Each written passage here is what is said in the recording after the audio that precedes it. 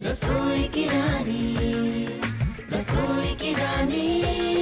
एक बार फिर से स्वागत है आपका रसोई की रानी सीजन 2 में। हम आपको बताने वाले थे कि बिना कॉस्मेटिक्स आप सुंदर कैसे रह सकते हैं। बहुत ही आसान है।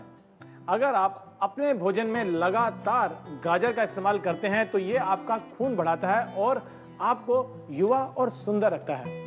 फर्क आप सिर्फ 3 महीने में देख सकते हैं।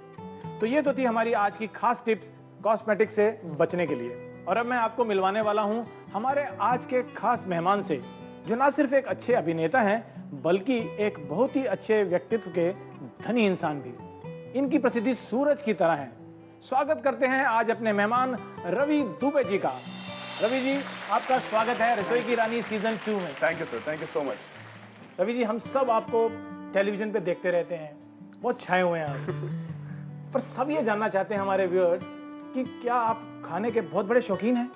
जी, नॉर्थ इंडियन हूँ, दिल्ली में पला बड़ा हूँ और जो भी नॉर्थ इंडियन आपकी जनता जो आपका शो भारी तादाद में देखती है वो भी एग्री करेगी कि जितने नॉर्थ इंडियन लोग होते हैं उनको खाने का और खिलाने का और खाने के साथ उनका लगाव कुछ ज्यादा ही होता है। तो बिल्कुल बिल्कुल। पर आप सिर्फ खाना खाते ही हैं या पकाते भी हैं? मेरा मतलब था कुकिंग का भी शौक रखते हैं या सिर्फ?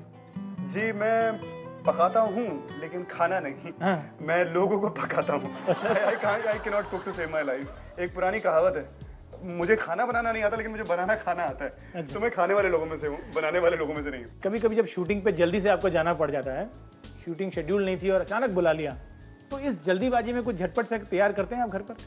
जी, जैसे मैंने कहा आपको कि मुझे खाना बनाना तो अच्छा आता है नहीं, लेकिन होता क्या है कि कई बार ऐसी इंडस्ट्री में हो और एराटिक टाइम शेड्यूल्स रहते हैं तो कुछ ना कुछ तो करना ही पड़ेगा सर्वाइव करने के लिए। आप हर बार बाहर से खाना नहीं मंगा सकते। तो थोड़ी बहुत चीज़ें आती हैं मुझे। मैगी बना लेता हूँ, अंडे उबाल लेता हूँ या कॉर्नफ्लेक्स बना लेता हूँ। तो वो यही छोटी मोटी चीज़ें जो जल्दबाजी में खटाखट 1-1.5 मिनट में 2 मिनट में बन जाती हैं। तो कुछ प्रिपेयर किया, खा लिया और भाग गए बस। तो स्केड्यूल ऐसा है और मतलब it's basically so erratic that you have to somehow manage it.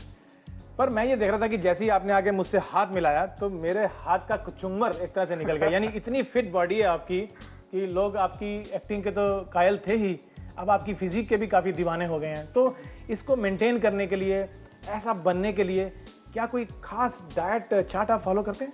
जी, मैं अगर ऑनेस्टली बोलूँ तो नहीं, मैं कोई डाइट चार्ट फॉलो नहीं करता क्योंकि मुझसे किया नहीं जाता। मेरे में इतना पेशेंस नहीं है कि मैं अच्छा खाना देख के छोड़ दूँ। तो मैं बहुत खाता हूँ और बहुत सारी तरीके की चीज़ें खाता हूँ। कई दफ़ा जंक भी खाता हूँ थोड़ा बहुत, विच आई स्ट्रांगली एडवाइज कि वो अवॉइड किया जाए। मैं कोशिश सिर्फ ये करता हूँ कि मेरी डाइट में फलों की जगह बहुत जरूरी है। और वो बहुत ज़रूरी है, खासकर अगर हम नाश्ते में इनकॉर्पोरेट कर सकें उसको। और दूसरी चीज़ जो मैं कॉन्शियसली कोशिश करता हूँ वो ये है कि खूब पानी पीने की कोशिश करता हूँ। दिन में कम से कम 4-4.5 लीटर पानी पीता हूँ। उससे क्या होता है कि वाटर रिटेंशन की प्रॉब्लम जो है वो निकल जाती है and you by default begin to look a little lean. Retention की वजह से आप कई दफ़ा और ज़्यादा फूले हुए लगते हैं। तो पानी मेरे ख्याल में, अगर मैं कोई एडवाइस दूंगा जो व्यूअर्स हैं, मुझे बहुत ज़्यादा फिटनेस के बारे में ज्ञान नहीं है, लेकिन if I have to give you an advice then वो यही होगा कि आप जितना हो सके उतना पानी कंज्यूम कीजिए। बहुत बहुत बेनिफिशियल है जो नेचर ने हमें ये अमृत दिया है। नहीं, पानी तो एडवाइस आपकी हम मान लेंगे हम, लेकिन दर्शक हमारे ये भी जानना चाहेंगे कि खाने से जुड़ा हुआ कोई मजेदार किस्सा आपके दिमाग में कोई हो पुराना, कोई जिसमें खाना इन्वॉल्व हो या खाने से कोई जुड़ी बात हो जो थोड़ी फनी थी।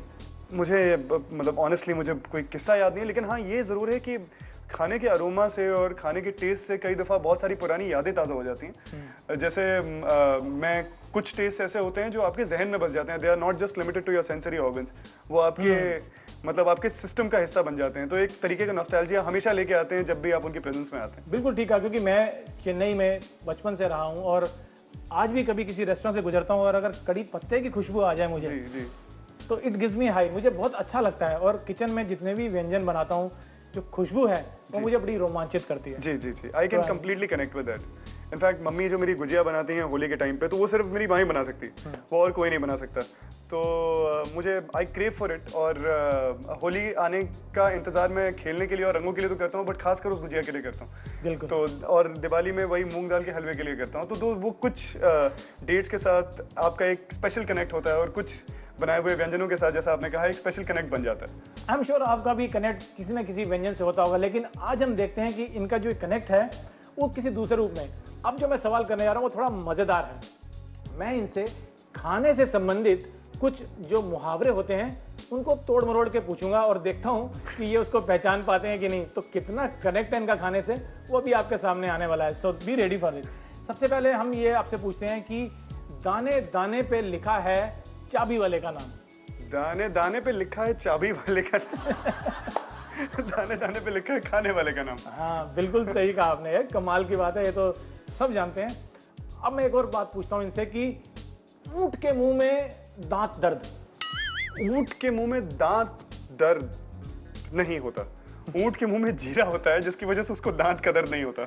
हम सचमुच यहाँ पे काफ़ी खुश हुए हैं। आपको लगा हमारे दर्शक तो बहुत ही खुश होंगे और रसोई की रानी सीजन 2 में आप आए। आपने खाने से जुड़ी बातें और स्वास्थ्य से जुड़ी जो हमको जानकारी दी है हमारे दर्शकों के लिए, खासतौर मेरे लिए बहुत उपयोगी रही है। वंस अगेन आपको अपने कार्य क्षेत्र में बहुत बहुत सफलता मिले। बहुत धन्यवाद। थैंक यू सो और बहुत बहुत शुक्रिया आपका रसोई की रानी सीजन 2 में आने के लिए। Thank you sir. Thank you so much. Thank you so much.